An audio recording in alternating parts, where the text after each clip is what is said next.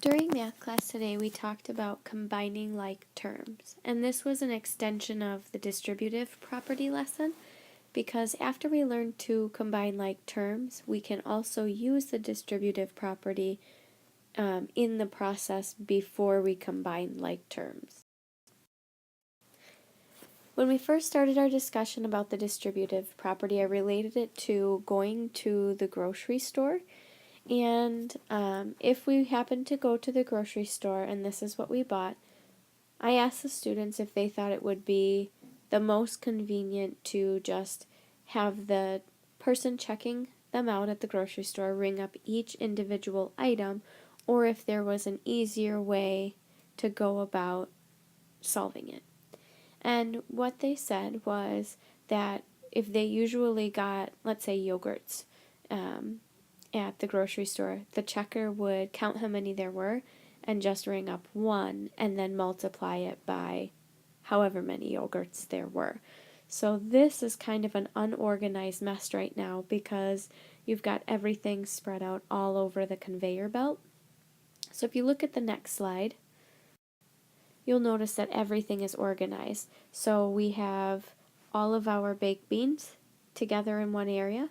We have all of our milks together in one area. We have all of our bananas together in one area. And when they're put together in each area, you're able to combine them together and simplify. Rather than saying I have one here, one there, you can say I've got 6 cans of baked beans, I've got 4 cartons of milk, and I have 5 bananas. This goes the same way when we're talking about variables. So here you'll notice we have an x, we have a y, we have 2 z's, we have a y, we have 7 x's, and then we have another z. This isn't the easiest for the person that's checking us out because everything is still scattered all over. So what you want to do is you want to look to pair together the things that are alike. So you'll notice we just rearranged it. I rearranged it so I have all of my x's together, got all my y's together, and I've got all of my z's together. So then I can combine my like terms to say that I have a total of 8 x's, because remember, if it's just an x, we're talking about 1x.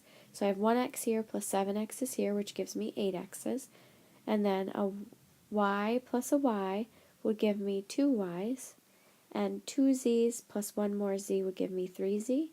And because we're adding all of them, we just go like this. So to start out, what we want to do is we want to create an expression and then simplify if possible. So it says Mr. Bile had 6 neckties and 2 pairs of corduroy pants. I'm going to represent this expression with 6n plus 2p for pants. At a sale, he purchased 3 more neckties. So we're going to add on 3 more neckties plus another pair of corduroy pants. So it's just 1 pair of pants, so I'm going to put a P. Now I want to simplify the equation, or the expression if possible. So is there anything I can combine to my 6n? I look throughout here, I can't combine p's to n's. I can combine n's to n's, so I have a total of 9 n's, plus these 2 p's here, plus an additional p here gives me 3 p's. If we look here, we're just simply looking at the expression. We have 5n plus 5n to give us 10n. Now here, I'm going to put a 1 in front of the second n because we've got 1n. You have to look at your signs. So here I've got negative 9n plus 1. Our rules for integers apply, so since they're different signs, we subtract. 9 minus 1 gives me 8, and since there are more negatives than positives, it's negative 8, and I have to include my n. Now on the third one, it's very important to remember to look at the sign in front of the number. So here I've got my 1x, and I'm taking away 3 x's. Notice that I took the sign with it. So 1x minus 3 x's gives me a negative 2x. and then I have a positive 8 minus 4, which gives me a positive 4. I put a plus 4 because it's a positive 4. If it were a negative 4, I'd put minus 4. So now is where we get to the point where we have to use the distributive property first before we combine like terms. Please notice that this is the part that applies the distributive property and the minus b is not connected. So that is after we do the distributive property, then we would subtract b. So we ask ourselves, just like yesterday, who wants in to the party, and that's the negative 3. So first, to get into the party, the negative 3 is going to shake hands with the 7b. I'm going to keep it, change it, flip it. Then the negative 3 is going to shake hands with the negative 9. That's the distributive property portion, and then I still have this minus b. So now I'm going to work to simplify. I have negative 21b plus 3 times 9 is 27 minus b. So I have these two that can combine together. So I've got negative 21b minus b, and then I've got a plus 27. I can keep it, change it, flip it. It's going to give me negative 22b plus 27. On the next one, you'll notice we have two types of distributive property within the same problem. So in the first set, you'll notice over here, we have to do the distributive property, and over here, we have to do the distributive property. So at the first house, 5 wants in. So 5 is going to shake hands with the 1, minus the 5 is going to shake hands with the x, or we could keep it, change it, flip it, and make it a negative x, plus the 2 has to shake hands with the 6r, plus the 2 has to shake hands with the 7. 5 times 1 is 5. 5 times negative x would be a negative 5x, plus 2 times 6r is 12r, plus 2 times 7 is 14. 5 plus 14 is 19. We cannot combine x's to r's because they are two different things. So we have plus a negative 5x plus a positive 12r. That would be our final answer. On the next one, you'll notice, again, we've got two different parties going on. So because there's subtraction, I'm going to go ahead and keep it, change it, flip it right away so I don't forget. The first one, the negative 4, wants into the party, so she's got to shake hands with the 6b, plus the negative 4 then has to shake hands with the negative 9, plus the 3 now is going to shake hands with the b, plus the 3 is going to shake hands with the negative 3. So it's going to give us negative 24b plus a positive 36 plus 3b plus a negative 9. Negative 24b plus 3b is going to be negative 21b. And 36 plus negative 9 is going to be a positive 27.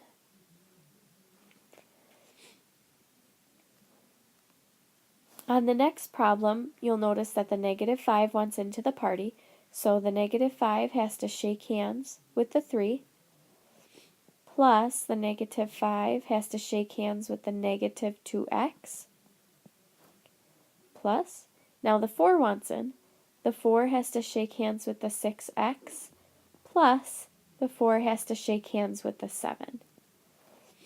Negative 5 times 3 would be negative 15, plus negative 5 times negative 2x would be a positive 10x, plus 4 times 6x, 24x, plus 4 times 7, 28. Combining our like terms, negative 15 can be combined with the positive 28. Since they're different signs, we have to subtract.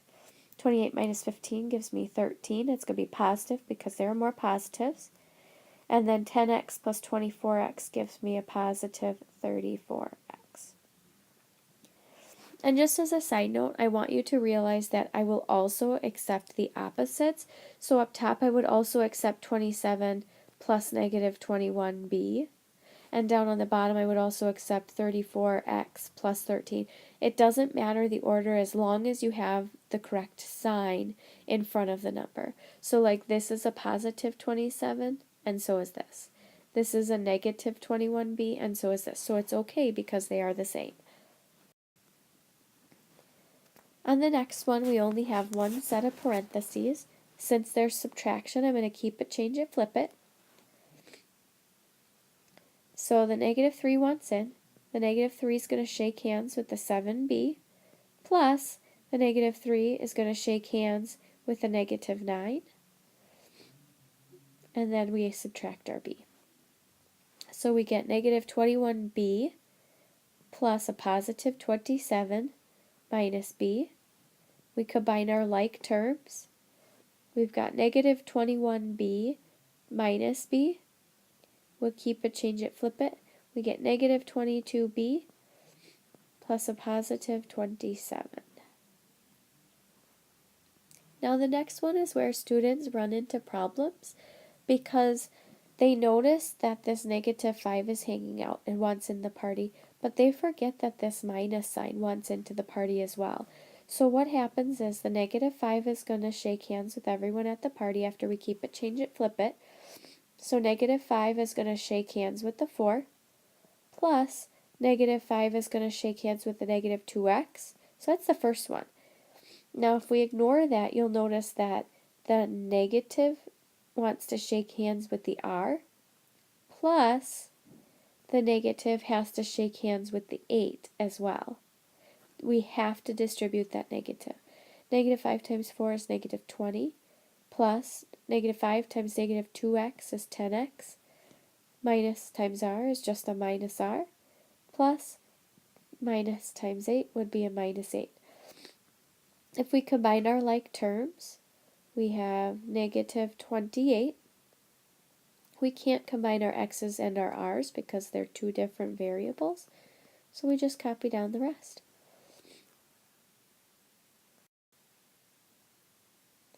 I'm going to cross off this top one because it's exactly the same as the last one. There weren't any changes made. Must have been a typo. With the next two, you'll notice that we have subtraction, so we want to keep it, change it, flip it. I'm going to do that on both sets. So on the first one, the negative 5 wants in. So the negative 5 is going to first shake hands with the negative 6, plus the negative 5 is then going to shake hands with the negative 3x. Then the negative sign wants in, so you want the negative to shake hands with the negative 2x, plus you want the negative to shake hands with the negative 8. Gets a little bit tricky here, but anytime you see a minus a negative, it becomes plus a positive. So in both of these cases, I could change those. Negative 5 times negative 6 is 30, plus negative 5 times negative 3x is a 15x, plus I'll bring down my 2x plus my 8. Then I can go through and combine like terms. 30 plus 8 gives me 38, and 15x plus 2x gives me 17x.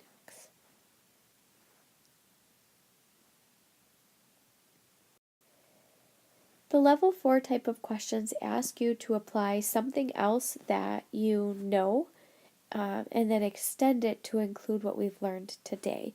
So this first one asks us to find the perimeter of the garden, and with that we need to remember what perimeter is. I happen to see the word rim in perimeter, and that's what helps me to remember what it is. So I think of like the rim on the basket, and that's like the whole like circular part around the on the basketball hoop. So I think of going around the outside. And what we do with perimeter is we add up the total of the outside. So what's going to happen is we are going to add all of these sides together.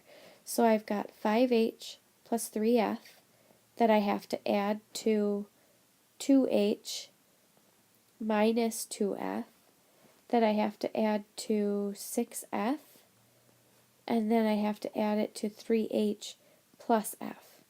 It's a lot.